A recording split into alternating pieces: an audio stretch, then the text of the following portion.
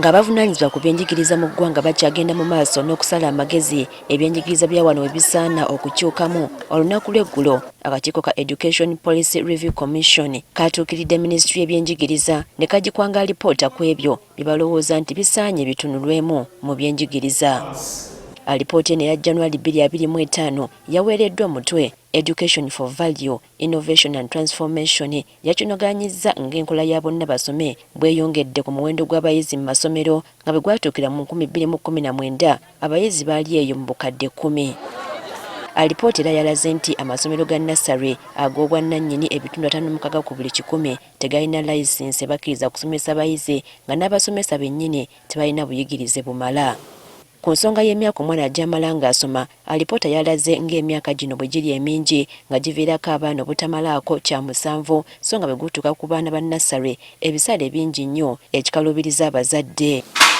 Oluvannyuma lwa byonna akakiiko kaliko ensonga ze kaagala Minisitule y'ebyenjigiriza etunulemu ng'ebimu ku byo kwe kendeeza ku myaka egisomwa egya nursery give ku 3 gidde ku 1 n'egya primary give ku 7 gidde ku 6. Mu mbeera eno akakiiko kaagala abaana batandike nursery ku myaka 5 so si 3 nga bwe gubadde kye bagamba nti kibonyaabonya obulamu bw'omwana. Ekisinze okumala eggube mu kibya kye ky'akakiiko okusaba Minisitule y'ebyenjigiriza okuggyawo ebibuuzo bya P7 ebyakamalirizo bisikizibwe enkola ey'okugezesa abayizi buli kiseera eyitibwa continuous assessment. Akakiiko kaagala ebigezo ebyawamu bikolebwe oluvannyuma lw'emyaka 13 ng'omwana amaze siniya eyandibadde ey'okuna n'ebbaluwa yaabwe ekyusibwa erinnya okuva ku Uganda Certificate of Education lidde mu Uganda Certificate of Basic Education and Training. Akakiiko era kasabye okukyusa erinnya lya Minisitule y'ebyenjigiriza okuweebwa erinnya eddala okuva ku Ministry of Education and Sports lidde mu Ministry of Education, Sports and Training. Bano bongedde ne basaba ekitongole ky'ebigezo ki UNEB okugattibwa n'ekikola ku by'ensoma ki National Curriculum Development Center. Philbert Baguma ngono muwandiisi w'ekibiina ekigatta abasomesa mu ggwanga ki UNATU asembye ekiteeso ky'okuggyawo ebibuuzo eby'ekibiina ekyomusanvu ebyakamalirizo ng'agamba nti kijja kuyambira ddala. Sisitimu gye tukozesa eri nnyo ku bigezo ani yayise mu bigezo naye education ennungi yandinoonye kiki ky'osobola gwe ng'omuyizi.